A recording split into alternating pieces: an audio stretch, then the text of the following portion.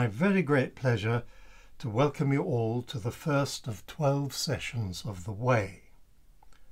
The Way is the very first name given to what we know as Christianity. When Saul, who later became St. Paul, and that was only some 3 years or so after the execution of Jesus, got permission from the Jewish leaders to arrest and imprison followers of this Jesus, he went after any belonging to the Way. I'm quoting from the Acts of the Apostles, chapter 9, verse 2.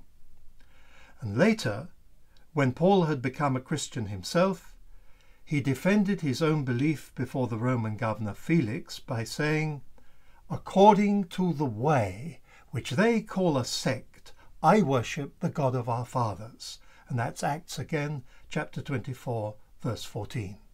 The Way is a road that some of you are already well started on.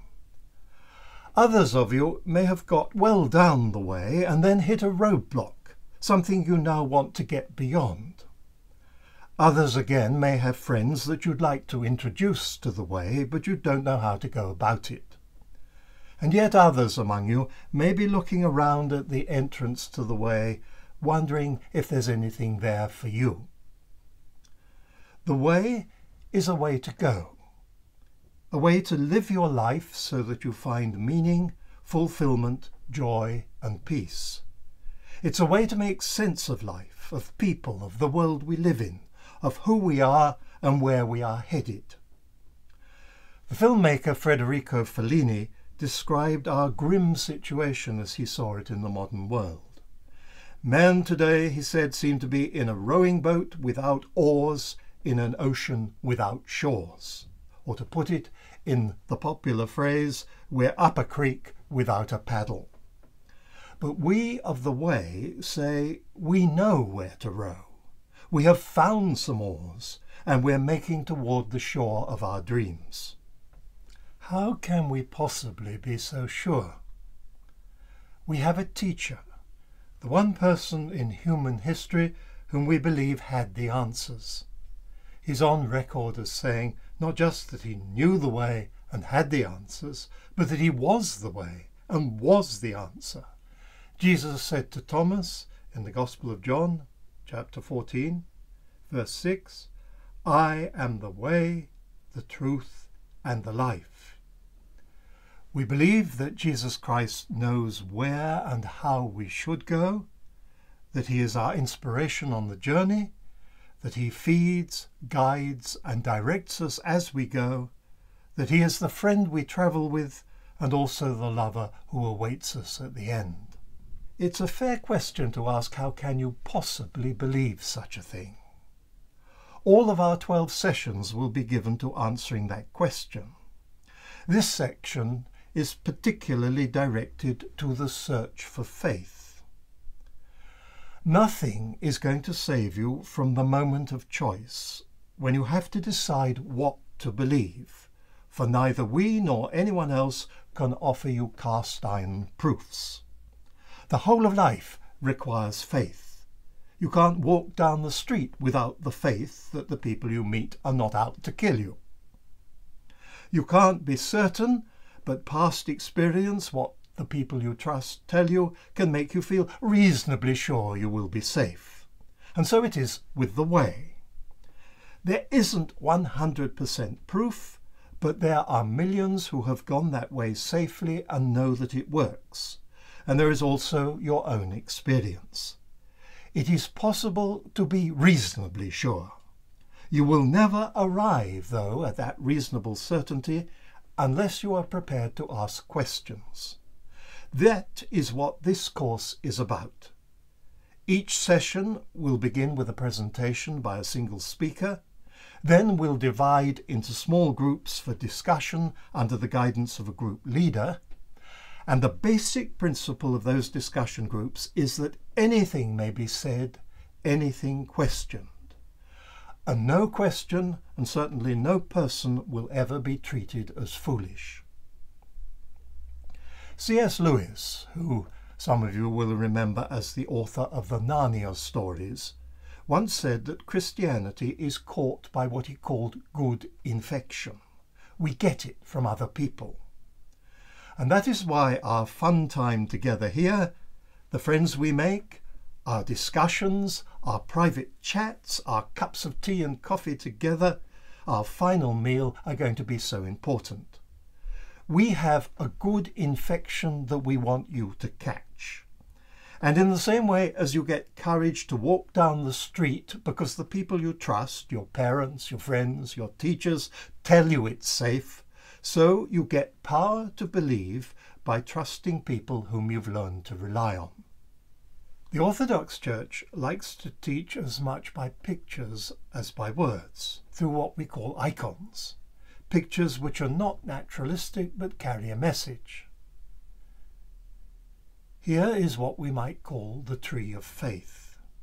It comes from a saying of Jesus to his followers, "I am the vine, you are the branches." That's the Gospel of John, chapter 15, verse 5. As I said, it's not naturalistic. You never heard of a man growing out of a plant, except perhaps in science fiction. But the picture tells important truths. Here is Jesus, the vine, and growing from him are his fruit, the disciples who tell of him and his teaching, 4 of them by writing the Gospels. Beyond them, we can see the tendrils stretching out to those whom the disciples will teach, who also tell others, who will tell still more. And here on the outer fringe, but still linked to the vine, are your 9 designers of this course, 2,000 years away from Jesus, but connected up as teachers of the way by direct personal contact, right back to the centre of the vine, which is Jesus himself. Top left, we have Father Michael Harper, once an Anglican priest and a major figure in the Pentecostal revival, but now Dean of the British Antiochian Orthodox community. Below him is Christine Mungler Frost, a scholar and a novelist, and an adult convert from an ancient Hindu family. One down from her we have Father Raphael Armour, formerly a businessman, now for many years the much-loved parish priest at St. Ephraim's, Cambridge, in the Russian Diocese of Souros.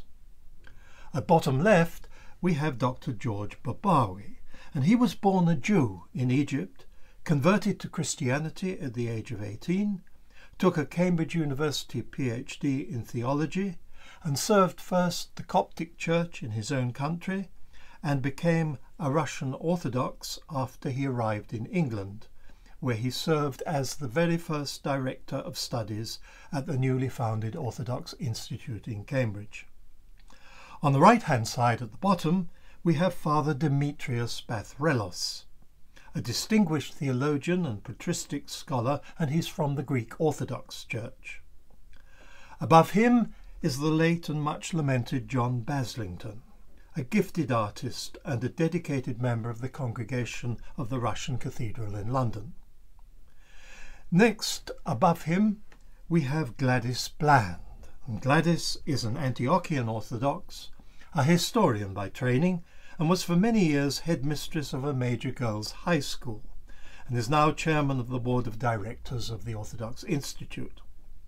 Top right, we have Professor David Frost, Shakespearean scholar, writer, liturgist, and translator of the Psalms, now principal of the Cambridge Institute.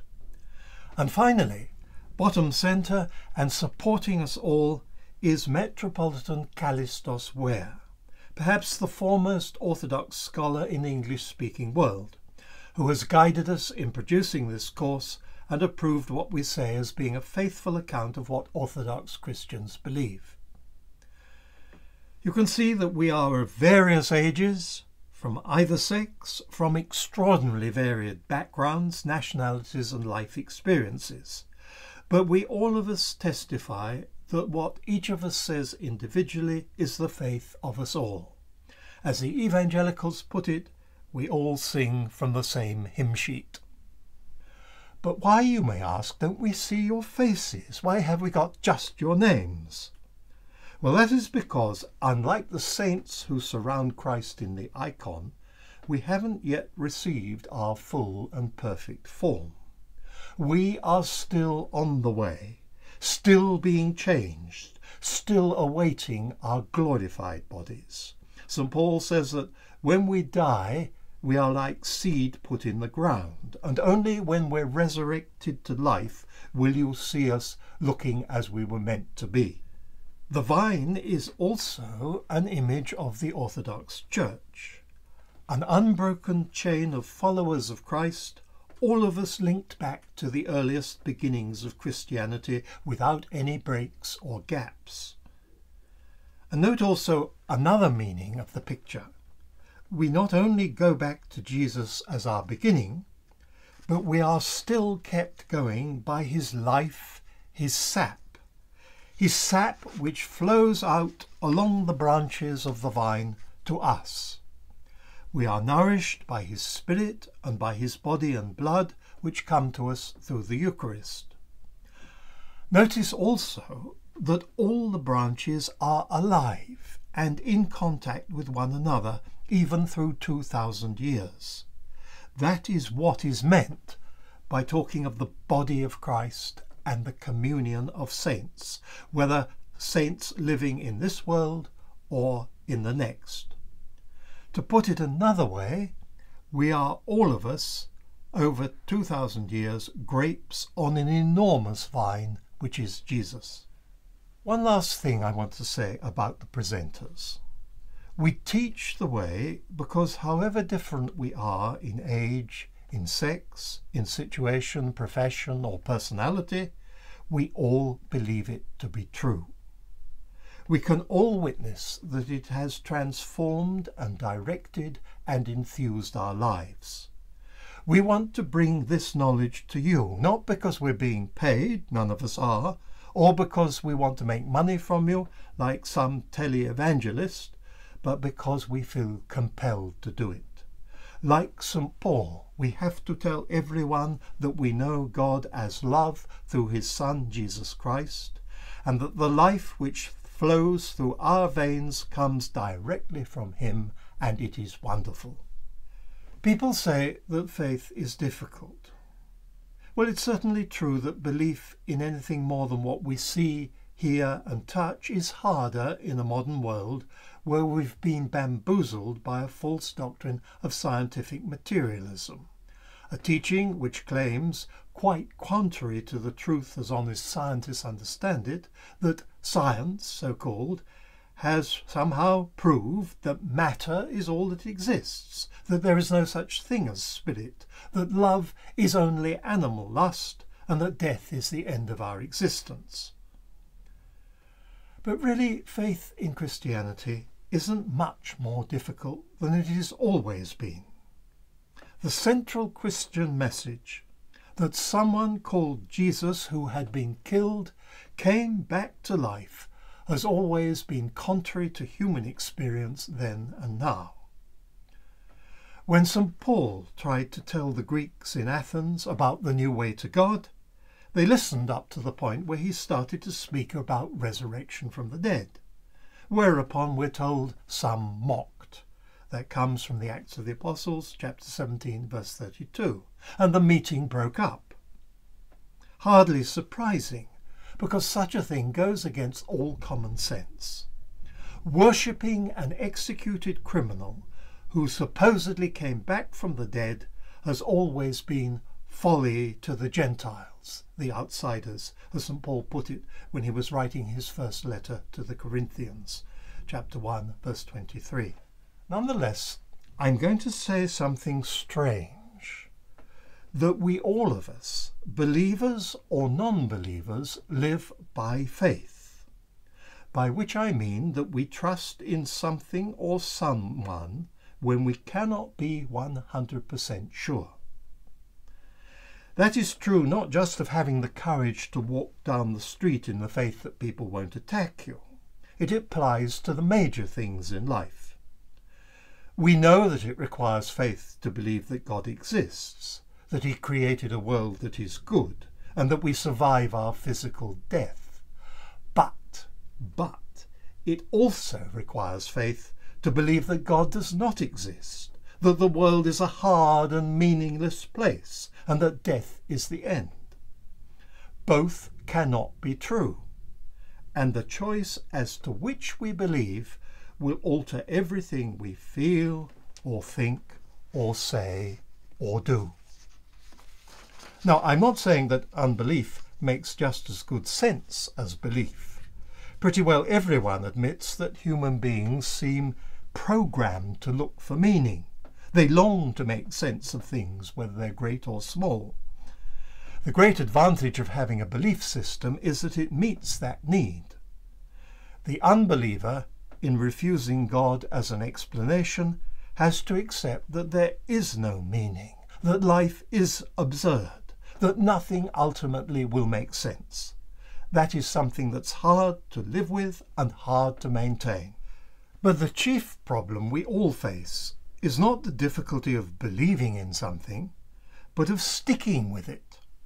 We wobble, we veer, we switch between beliefs that can't both be true.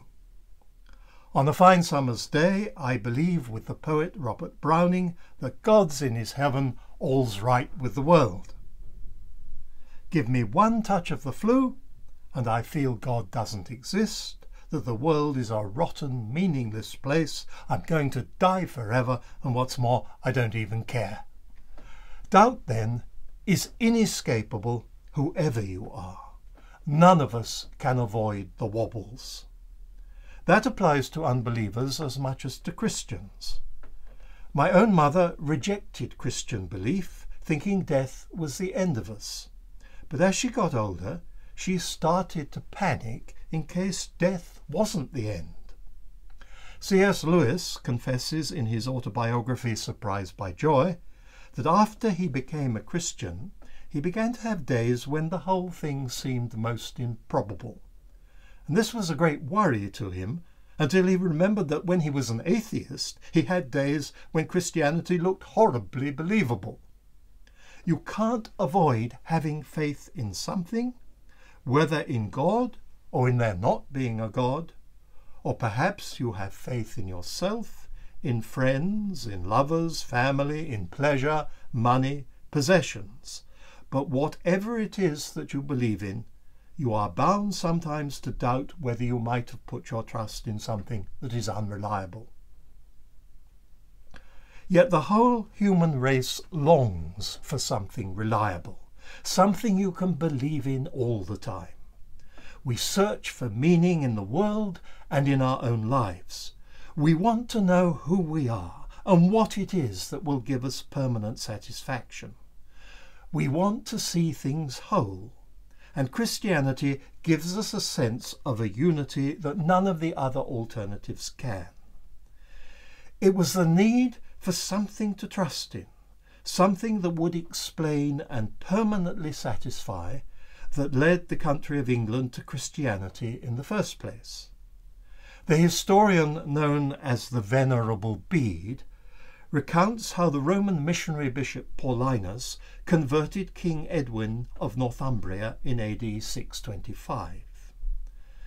The king summoned a council of his chief men to consider what Paulinus had to say about this Jesus Christ. The chief of the pagan priests, one Coifi, was asked for his opinion, and he complained that in his experience the pagan gods had not proved good for anything. Another chief observed, "It seems to me, my king, that if you put our present life on earth against the time that we know nothing about, it is as if you were sitting at a feast with your chief men and thanes, by which he means his knights, in the winter time. The fire burns, the hall is warm, but outside it rains and snows and storms. A sparrow flies through the house, coming in at one door and going out at the other.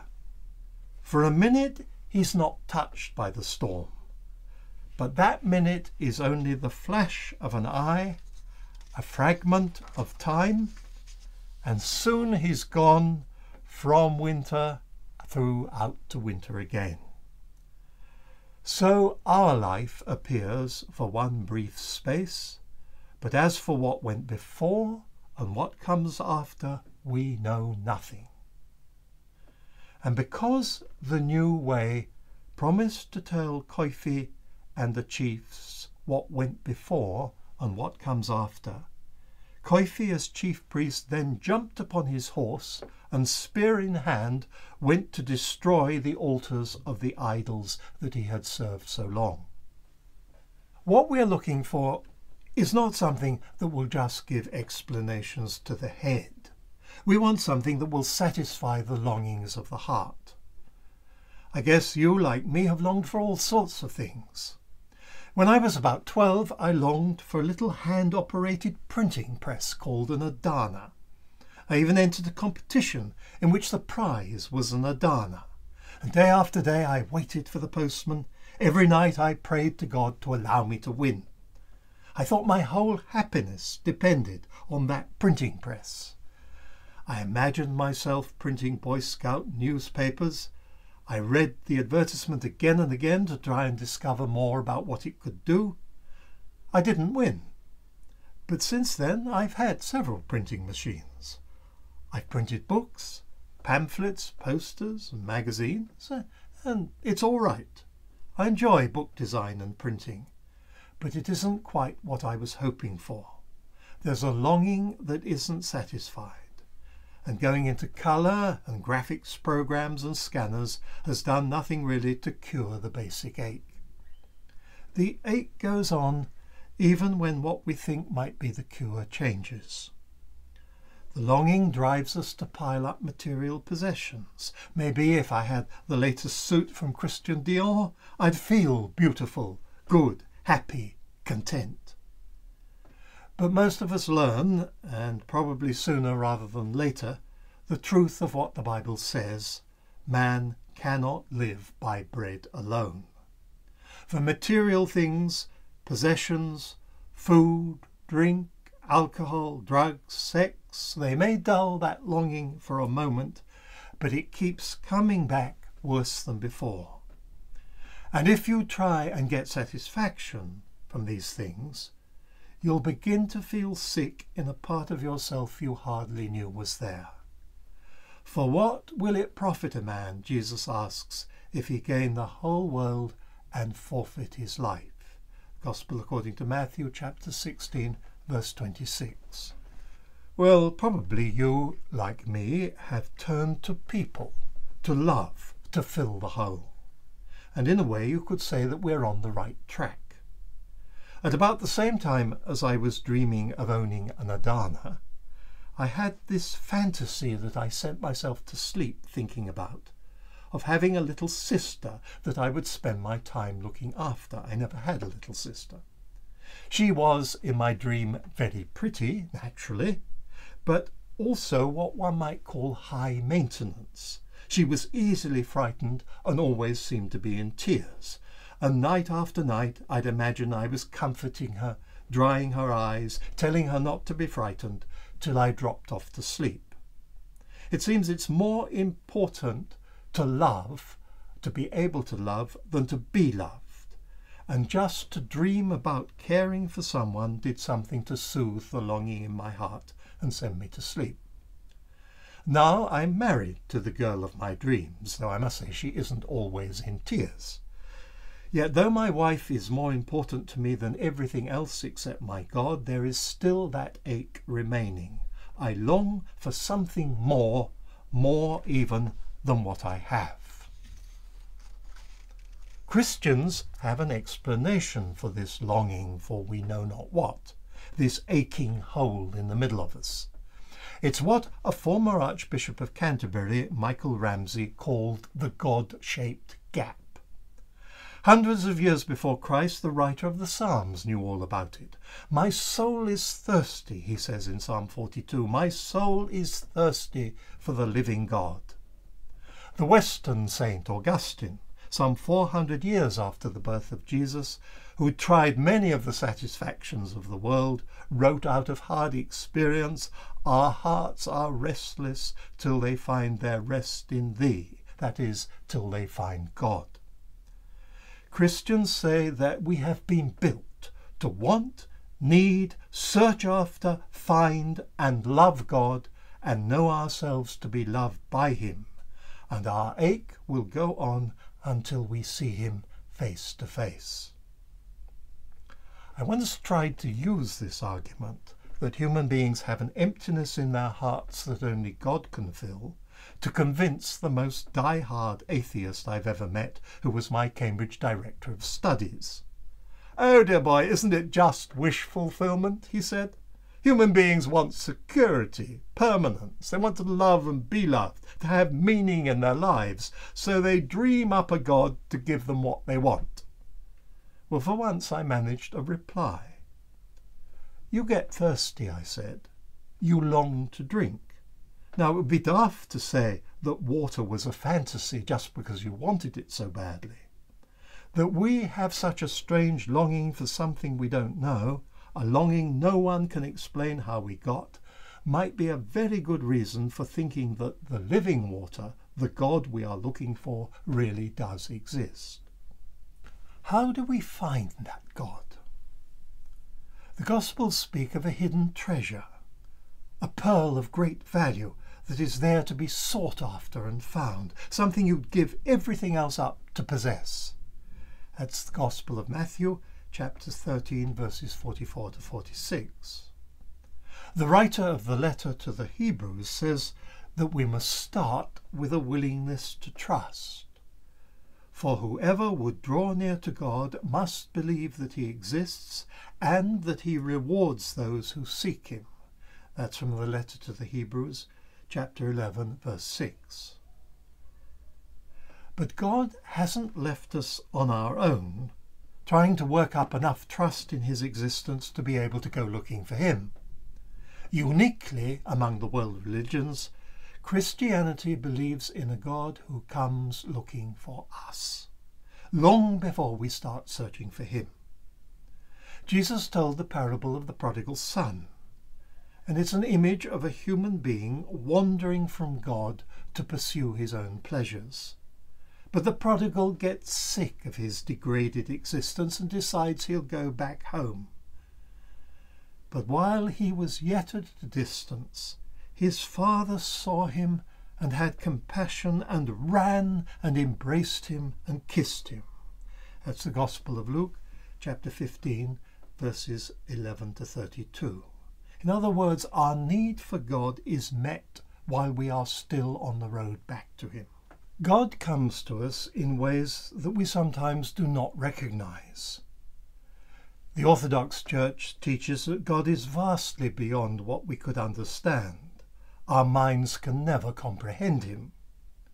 But our hearts and feelings can be touched, almost as a baby knows and feels the love of its parent without understanding him or her. What we call the energies of God reach out towards us, and often they come through the things he has created. Human life seems to be full of signals from the beyond, of sudden, unexplainable experiences of being surprised by joy, to use an expression of the poet Wordsworth that C.S. Lewis took up for the title when he was telling the story of his life. You see a person, or a landscape, or a creature in the natural world, or you hear a piece of music, or see a work of art, and the sheer beauty or awesomeness or power of it hits you like an electric force, so that you feel inexplicably happy, joyful, awed, even humbled. Or, to take another example, you fall in love with someone, and they and the whole world are transformed. The Catholic poet Gerard Manley Hopkins wrote that the world is charged with the grandeur of God. And by that he meant everything has an electric charge from the Creator who made it, and which holds all living things in their own special shape and form. At certain moments that power will leap out and strike you, so that you feel you've seen or heard or appreciated something for what it really is and for the first time. What you are responding to, Hopkins would say, is the nature of God expressed in what he has made. And though human lovers disappoint us because they are fallible human beings like us, what we saw in them, what seemed more lovable than anything else I've been talking about, was real. We thought that person wonderful because they were not only made by God, but made in the image and likeness of God. And I'm quoting the book of Genesis, chapter 1, verse 26. How could we not fall in love with what is the image of the divine? But the Christian God has done more than send us contact messages about himself through what he's created, or even through the human beings who love us and so convince us that love is real and therefore God is like that. We believe that God reached out to us by sending a unique man, Jesus Christ, who was not only a man, but the perfect image of what God was like. Indeed, he was God. No one has ever seen God, says the Gospel of John. The only Son, who is in the bosom of the Father, he has made him known. That's John chapter 1, verse 18. Most of us come slowly to seeing Jesus Christ as God. I remember as a boy being attracted by the stories Jesus told. They fascinated me, though some frightened me and some even moved me to tears. As a young man, I thought, as my second son still does, that Jesus was a good man and he had a lot of the right ideas. Only by degrees did I come to feel that that wasn't enough. It didn't make sense. It didn't fit the facts. If Jesus was a man, he was also more than man. The moment when we recognize Christ as God differs for each one of us. I want to finish by showing you another icon, not this time a picture with a message, but an illustration of an episode in Jesus' life. It's when certain of his disciples realized that what they were dealing with went far beyond anything they had known before. This is the episode which we call the Transfiguration. And here is the icon. And here is St. Mark's account of what happened. After 6 days, Jesus took with him Peter and James and John, and led them up a high mountain apart by themselves. And he was transfigured before them, and his garments became glistening, intensely white, as no fuller on earth could bleach them. And there appeared to them Elijah with Moses, and they were talking to Jesus. And Peter said to Jesus, Master, it is well that we are here. Let us make 3 booths, one for you, and one for Moses, and one for Elijah. For he did not know what to say, for they were exceedingly afraid. And a cloud overshadowed them, and a voice came out of the cloud. This is my beloved Son, listen to him. And suddenly looking around, they no longer saw anyone with them but Jesus only. The Gospel of Mark, chapter 9, verses 2 to 8. We cannot know exactly what happened. We have only the disciples' account, and that was written down later by their disciples. But it's clearly a moment something like those others I've been talking about, where the world we thought we knew suddenly seems very different. The familiar becomes strangely beautiful.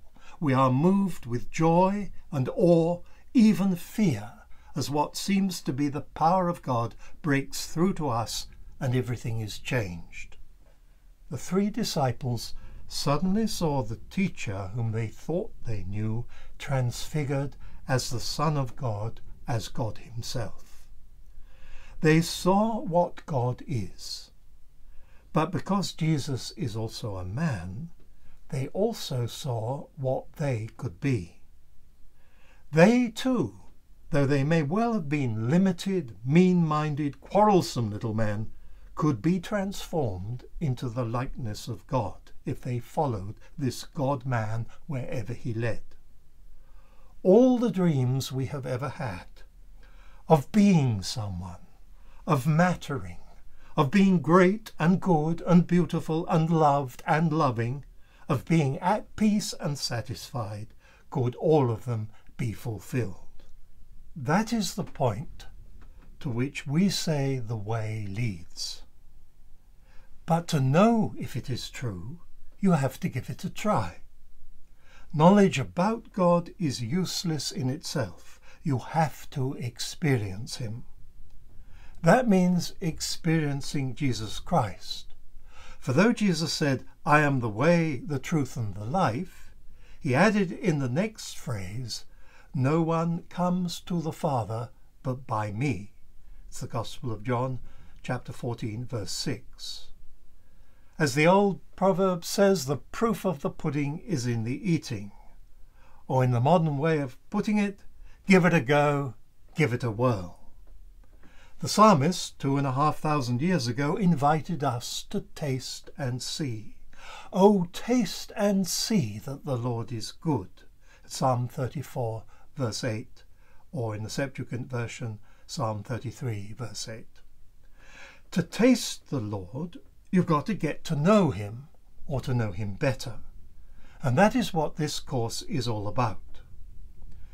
When, according to the Gospel of John, chapter 1, verses 43 to 46, Philip had been called by Jesus, he went to Nathanael and told him that they had found Jesus of Nazareth, the Messiah that Moses and the prophets had foretold. And Nathanael rather turned up his nose. Can anything good come out of Nazareth? It's rather like us saying, can anything remarkable come out of Luton or any other grotty town you can think of?